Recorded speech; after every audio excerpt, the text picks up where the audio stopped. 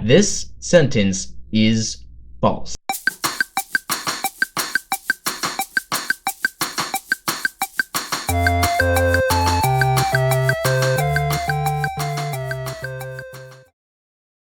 So everyone knows what a paradox is. We've all heard about them in cartoons and time travel movies, stuff like that. If I go back in time and kill my grandfather, then I will never be born. And if I'm never born, I can't go back in time and kill my grandfather, so he won't be killed, so I'll be born. But then I'll go back in time and kill him. That is a paradox. But a paradox doesn't have to involve time travel. A paradox is defined as a statement or proposition that, despite sound or apparently sound reasoning from acceptable premises, leads to a conclusion that seems senseless, logically unacceptable, or self-contradictory. This can include things like the famous sentence included in the video game Portal 2, "This sentence is false." If the sentence is false, then that means that this sentence is false is a true statement, which means that it's true, which means that it's no longer a false statement, which contradicts itself and says that it is true, but then it says that it's not true, but that means that it is true, and so you just go on and on like that forever. There's no answer. Those are a couple of simple paradoxes that I think serve as a really good introduction to the Big Daddies. Big Daddy is what I call a paradox that is particularly brain-breaking or confusing. There's not an actual name for that. I made up Big Daddy. Alright, so the first Big Daddy I want to talk about is called Hilbert's Paradox of the Grand Hotel. So in this paradox, Hilbert describes a grand hotel. I know, who would have expected that? So it turns out that this hotel is so grand that it's actually infinitely large and has an infinite amount of room. So if we imagine that each room in this hotel is filled by a person, then we have an infinitely large hotel with infinitely many people occupying infinitely many rooms. So we have an infinite hotel that is full, okay? It is a full hotel. So if someone comes walking down the street and they want to stay in the hotel, they can't, right? Because it's full. Wrong. Because infinity is effed up. So this person goes into the lobby and is like, "Yo, dude, can I have a room?" And then the dude at the desk is like, "Yeah, dude, hold on." So he asks the person in room number 1 to move down one room to room number 2, and to ask that person to move to the next room, and to have them ask the next person to move to the next room, etc. So if you do this, and the person from room 1 moves to room 2, person in 2 moves to 3, person in 3 moves to 4, etc. forever, each person is going to another room, and they will never run out of rooms because there are infinite rooms, even though there are also infinite people.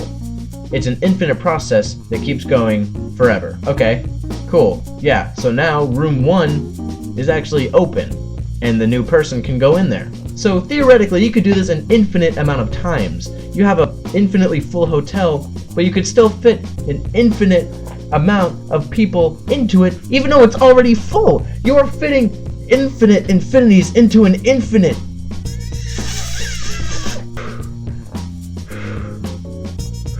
Now, that is an infinity paradox, and it's kind of cheating because it describes a scenario that can't actually happen because you can't actually have an infinitely large hotel and you can't actually have an infinite amount of people. So it's not quite as satisfying as some other paradoxes. But this next one involves something that we do every day. Move. That's it. Move. Moving in itself is a paradox. Well, if you think about it a certain way. Alright, so this one is called the dichotomy paradox, and it's one of Zeno's 3 famous paradoxes of motion. So there are a lot of ways to describe this one. I'm going to describe it using a snail trying to get to a finish line. So there's the snail. It's trying to get to a finish line. Maybe it's in a race or something, I don't know. So before he gets to the finish line, he first has to get halfway to the finish line, right? Yeah. So he does. He goes and he gets halfway to the finish line. Cool. Good. He made it halfway there. Good on you, snail. Okay, so now he's halfway there. He's now a new distance from the finish line. So in order to get to the finish line from where he is now, he has to go half of that distance to get to the finish line.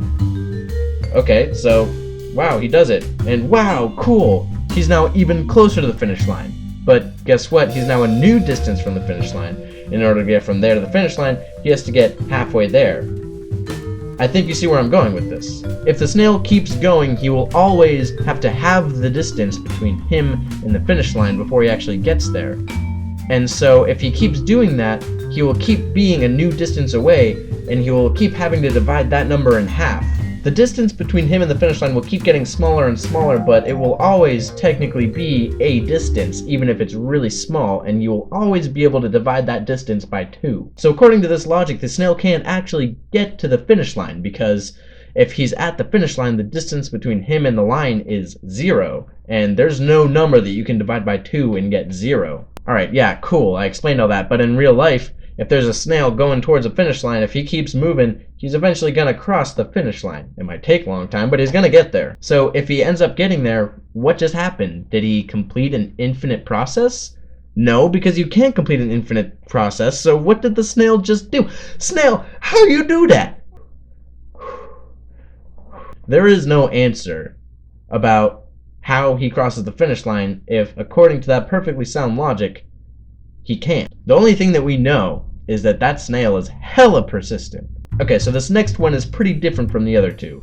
It has less to do with infinity and math and blah, and more to do with identity. This one is pretty famous, and you may have heard of it. It's called the Ship of Theseus paradox. So I'm going to give credit to Michael from Vsauce for the way that I'm about to explain this one, because he did a video about it, and I thought that it was really interesting, and I thought he explained it really well, so that's the way that I'm going to explain it. You can check out his video here. It's a really great video. Go over there, subscribe to Vsauce, check out the video. It's really good. He covers a lot of things in that video that I'm not going to cover here. Okay, so the first question that Michael asks is, imagine if you have a broom that's made up of 2 parts, a brush and a handle.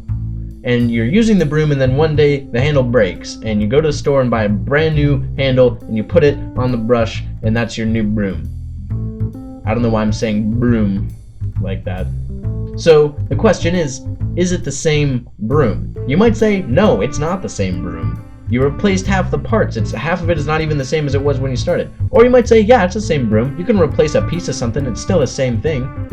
And if you did say yes, it's the same broom, then here's my next question. What if you're using it even more and more, and later on, the bristles on the brush start to wear out, and you replace the brush on the broom? Well, if you replace that, then none of the pieces are the same anymore as they were when you started. Is it the same broom? I don't know. None of the pieces are the same, so why would it be the same broom? But at the same time, you know, you just replaced one piece. Why would that make it a totally different broom? And then you replace another piece. Why would that make it a totally different broom? I don't know. There's no answer. Okay, so next, imagine a ship sailing the seas. It's called the SS Butts. The SS Butts, and it's got a crew of pirates, and they're scurvy, and they're extra deprived of vitamin C.